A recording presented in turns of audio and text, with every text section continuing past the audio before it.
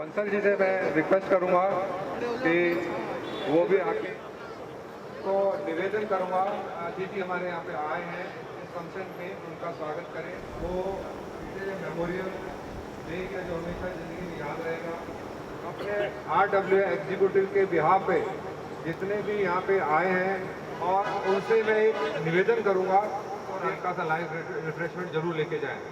तो हमारे इसमें जो एग्जीक्यूटिव मेंबर हैं, जो जसकर भाटिया, संदीप त्यागी जी, निशांत पाठक जी हैं, उनका स्वागत करें। और राजीव शर्मा जी से भी मेरा निवेदन है कि और मिस्टर देव कि वो आए, हम सबका मार्गदर्शन करें, क्योंकि उसका जो कृतित्व है वो सदियों सदियों तक याद किया जा रहा है। थोड़ी सी मूवमेंट कम कर दो और जो समाज के रिश्ते थे वो मजबूत हो गए। चाहे घर में कितने लोग बीमार थे, सबसे मजबूत कड़ी है पहले परिवार, फिर इस प्रेरणा पुंज के नाम पर इस पार्क का नामकरण किया है। और जो सबसे अच्छा काम योगेश वर्मा जी ने किया है कि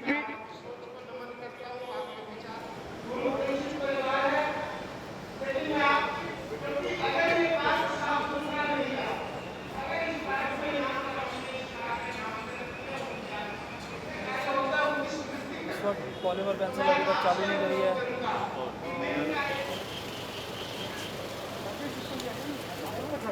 मैं निवेदन कि डॉक्टर साहब ने जो आज पूरे विश्व के अंदर आज आपने देखा कोरोना महामारी के बाद वैक्सीन का जो आज दिल्ली पूरे भारत के अंदर जो जाल बिछाया है, हम सब मिलकर आप सबको संबोधन भी करेंगे, आपसे मिलेंगे भी।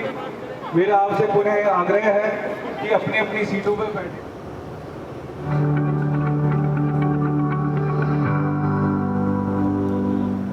मेरे प्यारे देशवासियों, नमस्कार। अक्सर मन की बात में आपके प्रश्नों की बौछार रहती है। इस बार मैंने सोचा कि कुछ अलग किया जाए। मैं वैज्ञानिक है, चाहते हैं कि इसका विमोचन आप करें। विमोचन के लिए आपका समय की भी आपसे भाग्य है कि आज डॉक्टर महेंद्र नाथ जी आ रही है, तो आप आज इनके आज के इस हमारे प्रधानमंत्री नरेंद्र मोदी जी के बहुत ही लोकप्रिय मन की बात कार्यक्रम में यहाँ पर उपस्थित हुए सभी अपने क्षेत्र के बुजुर्गों को, माताओं को, बहनों को, नौजवान दोस्तों को, हमारे बीजेपी कार्यकर्ताओं को, सबका मैं नतमस्तक होकर अभिनंदन करना चाहता हूं। आपको बहुत बहुत बधाई देता हूं इस कार्यक्रम के आयोजन के लिए। और विशेष रूप से योगेश वर्मा जी, जो आपके इस क्षेत्र के लोकप्रिय निगम पार्षद हैं, उनके साथ साथ दिल्ली विधानसभा में मेरे सहयोगी महेंद्र नागपाल जी, जो यहाँ पर MLA भी रहे हैं और कॉर्पोरेटर भी रहे हैं, दोनों ही रहे हैं, और साथ में हमारे जिला के अध्यक्ष राजकुमार भाटिया जी, और समस्त यहाँ की बीजेपी कार्यकर्ताओं के अलावा जो RWA के सदस्य और ऑफिस बेयरर्स यहाँ पर आए हैं, मैं आप सबको आज के कार्यक्रम के आयोजन के लिए धन्यवाद करता हूँ। आज का ये कार्यक्रम मेरे लिए एक प्रकार से मिक्स्ड भावनाओं का कार्यक्रम है। आपके बीच में लगभग 1.5 साल के बाद, 1.25 साल के बाद मुझे व्यक्तिगत तौर पर आने का और आपसे मिलने का मौका मिला है। यूं तो इस 1 साल में वीडियो कॉन्फ्रेंस के माध्यम से आप में से बहुत सारे लोगों के साथ संपर्क रहा है, लेकिन ये पिछले 1.5 वर्ष का जो कार्यकाल है, ये मेरे राजनीतिक जीवन के लिए भी पिछले 27-28 साल में सबसे बड़ा चुनौतीपूर्ण समय रहा है। और इस समय की बहुत सारी दुख भरी घटनाएं, तकलीफ वाली घटनाएं, अभी प्रधानमंत्री जी ने भी एक देश के बहुत प्रतिष्ठित अधिकारी महापात्रा जी की किस प्रकार से समर्पण से उन्होंने काम किया और किस प्रकार से हमने उन्हें खोया। उनका इलाज को all India institute of medical sciences में हर रोज मैं मॉनिटर किया करता था, उनसे बात किया करता था। लेकिन ऐसा एक नहीं, इतने सारे उदाहरण हैं। यहाँ हमारे बैठे हुए जो कॉरपोरेटर हैं, हमारे योगेश वर्मा जी, इन्होंने स्वयं अपनी पत्नी को इस कोविड काल के अंदर खोया है और मैं जानता हूं कि वो कितनी तकलीफ के दौर से गुजरे हैं। लेकिन उस सब के बावजूद भी उन्होंने आज ये कार्यक्रम आयोजित किया। कितने सारे हमारे साथी, दोस्त, रिश्तेदार, शायद कोई ऐसा होगा यहाँ पर जिसके अपने व्यक्तिगत जीवन के अंदर उसका कोई निकट संबंधी, जिसके साथ उसका अत्यंत आत्मीयता का, अत्यंत प्रेम का रिश्ता होगा, उसको उसने इस दौरान में खोया ना हो। मैंने स्वयं अपने बहुत सारे अच्छे डॉक्टर मित्रों को और परिचित लोगों को इस 1.5 साल के अंदर खोया। हमारे क्षेत्र के ही बहुत ही प्रतिष्ठित अंतर्राष्ट्रीय ख्याति प्राप्त डॉक्टर शेखर अग्रवाल, जो देश के बहुत ही प्रतिष्ठित ऑर्थोपेडिक सर्जन थे, उनको हमने इस कोविड काल में खो दिया। और ये संख्या जो है, ये लिस्ट जो है, ये बहुत लंबी है। इसलिए मैंने कहा कि जब मैं आपसे मिल रहा हूं तो मुझे इतने दिनों के बाद एक तकलीफ की बहुत बड़ी अनुभूति हो रही है। ये सब लोग जो हमारे जीवन से हमसे बिछड़ गए, उन सब की पवित्र स्मृति को इस अवसर पर मैं स्मरण करना चाहता हूं, नमन करना चाहता हूं। प्रधानमंत्री जी ने मिल्खा सिंह जी से अपनी बात शुरू की थी। पीजीआई चंडीगढ़ में उनका जब इलाज चल रहा था और फोर्टिस मैक्स मोहाली के अंदर उनकी पत्नी का भी साइमल्टेनियसली इलाज चल रहा था। और हर रोज मेरी बात फोर्टिस के डॉक्टरों से भी और पीजीआई चंडीगढ़ के डायरेक्टर और उनके ट्रीटिंग डॉक्टर से भी होती थी, और रोज उनसे मेरी उनके बेटे से बात होती थी। लेकिन उन दोनों का आपस में पति पत्नी का इतना अंतरंग संबंध था। पत्नी पहले ज्यादा बीमार हुई, वेंटिलेटर पर गई। पहले पत्नी का देहांत हुआ फोर्टिस में और उसके 4-6 दिन के बाद मिल्खा सिंह जी का देहांत हुआ। और व्यक्तिगत तौर पर उनके साथ हमारी भी बहुत सारी यादें जुड़ी हैं। मुझे आज भी याद है कि 14 नवंबर 1997 में जब मैं दिल्ली का स्वास्थ्य और शिक्षा मंत्री था, तो इसी इलाके के अंदर छत्रसाल स्टेडियम के अंदर हम लोगों ने एक बहुत बड़ा कार्यक्रम किया था। उसमें देश के सारे प्रतिष्ठित खिलाड़ियों के बीच में, जिसमें मिल्खा सिंह जी भी स्वयं उपस्थित थे, सारे हर क्षेत्र के सारे प्रतिष्ठित देश के अंतर्राष्ट्रीय ख्याति प्राप्त खिलाड़ी थे। और हमने दिल्ली सरकार के लिए अटल जी से, हमारे प्रिय अटल बिहारी वाजपेयी जी जो उस समय लीडर ऑफ ऑपोजिशन थे पार्लियामेंट में, उनसे हम लोगों ने दिल्ली के लिए स्पोर्ट्स पॉलिसी रिलीज कराई थी। उस जमाने में मिल्खा सिंह जी बहुत यंग होते थे। और जैसा प्रधानमंत्री जी ने कहा कि इस अवसर पर जब टोक्यो के अंदर दोबारा से ओलंपिक्स हो रहा है, उन्होंने उनको याद किया, कार्यक्रम को उनकी पवित्र स्मृति से शुरू किया। देश के प्रतिष्ठित खिलाड़ी जो पास्ट में रहे उनकी चर्चा की, और जो अभी जा रहे हैं और उनके बारे में चर्चा की। हमारे लिए ये अवसर बहुत तरह की प्रेरणा लेने वाला अवसर था। मैं आज के इस अवसर पर बहुत लंबी चौड़ी बातें नहीं करना चाहता, क्योंकि कोविड के इस काल में हम सब के लिए अपनी सुरक्षा करना, अपने परिवार की सुरक्षा करना, अपने साथियों की सुरक्षा करना और उसके लिए सब प्रकार की सावधानियां बरतना, ये सबसे ज़्यादा नितांत आवश्यक हो गया है।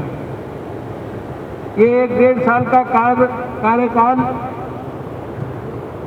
जैसा मैंने कहा कि बहुत चुनौतीपूर्ण रहा, और लॉकडाउन होने के बाद तो पिछले साल, उसके बाद से तो आपसे मिलना भी बहुत कठिन हो गया था।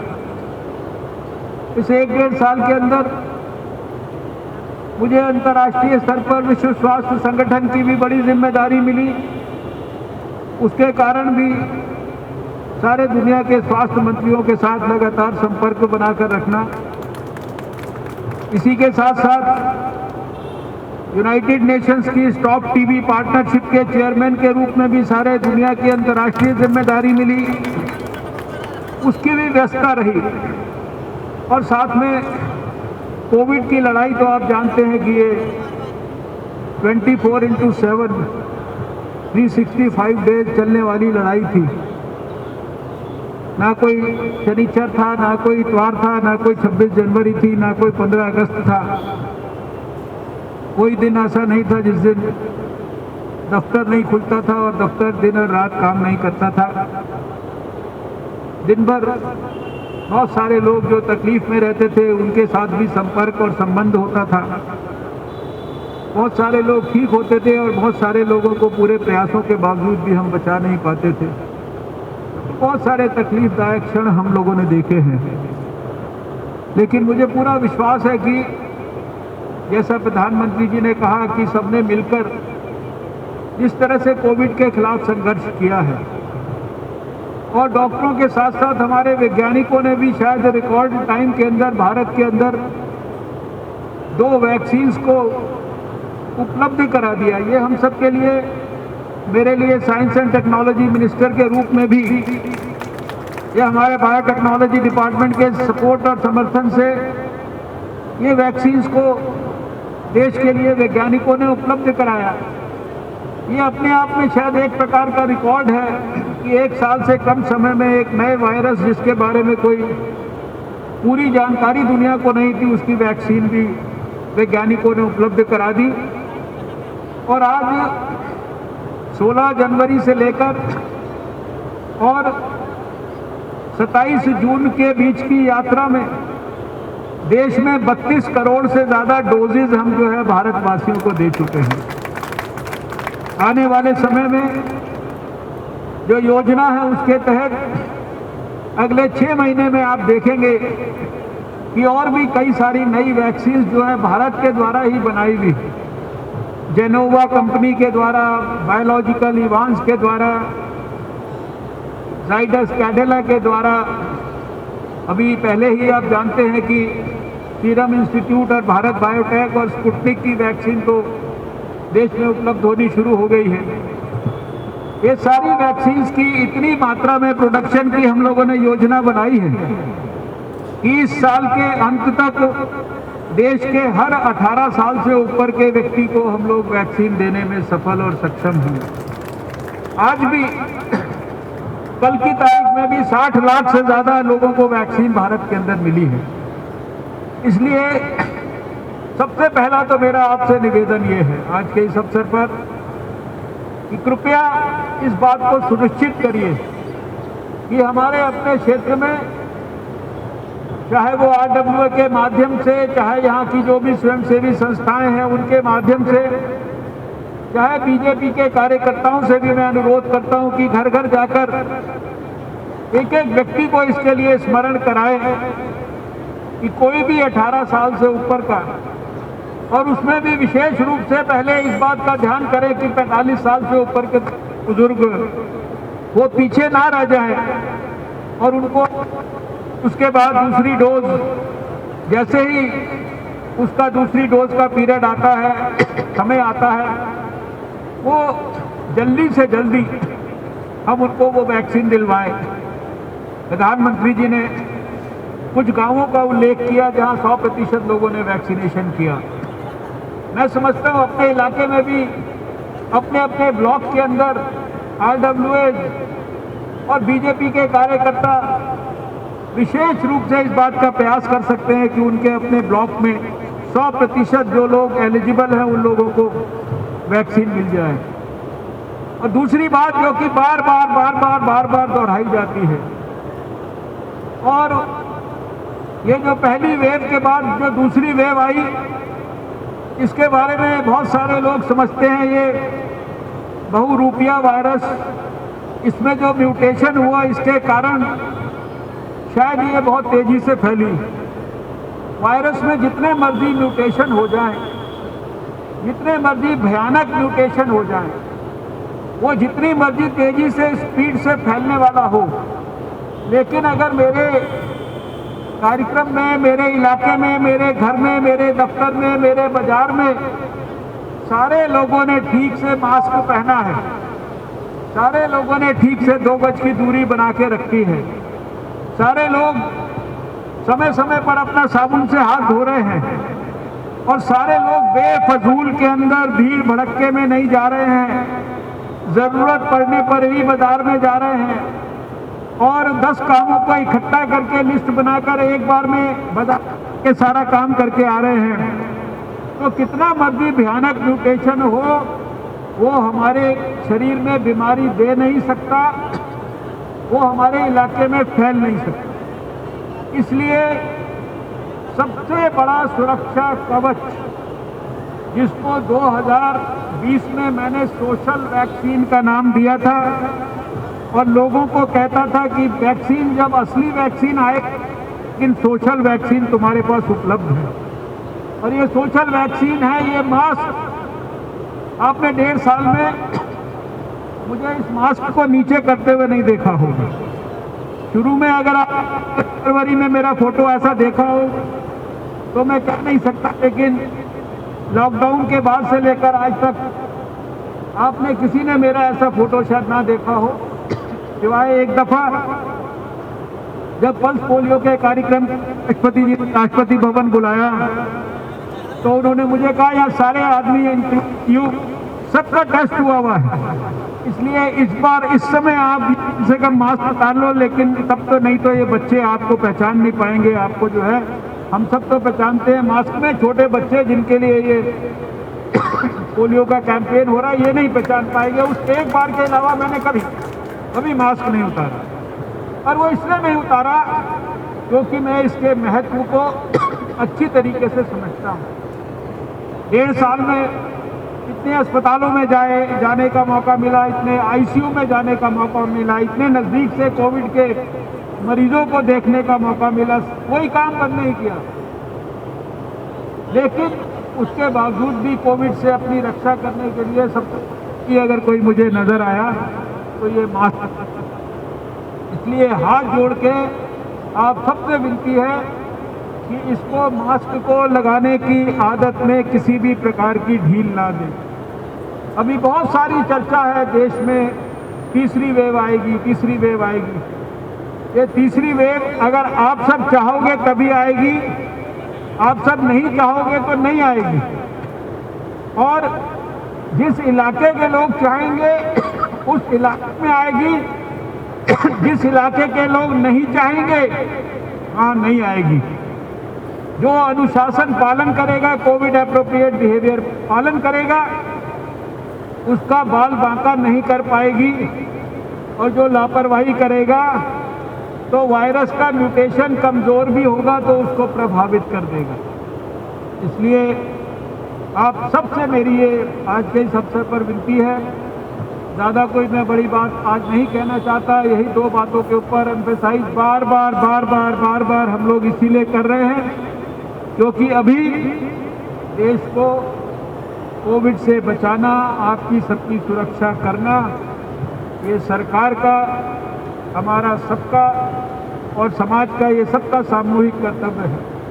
और उसमें हमें अपनी जो जिम्मेदारी है, उसके लिए जो हमें कंट्रीब्यूट करना है, वो केवल इतना सा ही है जिसका मैंने आपको अभी यहाँ पर उल्लेख किया।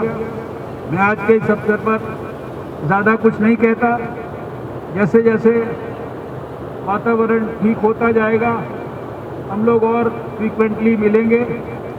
पिछले 2 साल से आप जानते हैं कि जो एमपीज़ के लिए भी, सांसदों के लिए भी, उनके डेवलपमेंट फंड को भी रोककर वो सारा का सारा जो है वो कोविड के इलाज के ऊपर खर्च करने का पार्लियामेंट ने निर्णय किया। हमारी अपनी जो पार्लियामेंट मेंबर्स की सैलरी होती है, उसके अंदर से भी एक विशेष कटौती करके उस काम को भी कोविड के लिए लगाया गया। जैसे ही ये बंधन समाप्त होगा तो फिर दोबारा से अपने क्षेत्र में जो ऐसे विकास के काम हैं जिनको कि एमपी डेवलपमेंट फंड से करना है, उसको हम लोग करना प्रारंभ कराएंगे। इस नाते आपके क्षेत्र में जो जो कोई ऐसी चीज़ें हो जानकारी के लिए, वो हमारे प्रतिनिधियों को, हमारे साथियों को आप देते रहें, ताकि समय आते ही हम उनके ऊपर एक प्रकार से एक्शन ले सकें। मैं इस अवसर पर आपके सबके स्वास्थ्य की कामना के साथ और उसके लिए भगवान से प्रार्थना के साथ, और आप आज प्रधानमंत्री नरेंद्र मोदी जी के मन की बात कार्यक्रम के अंदर यहाँ पर इतनी बड़ी संख्या में आए हैं, इसके लिए मैं हृदय से आपका बहुत बहुत आभार व्यक्त करता हूँ।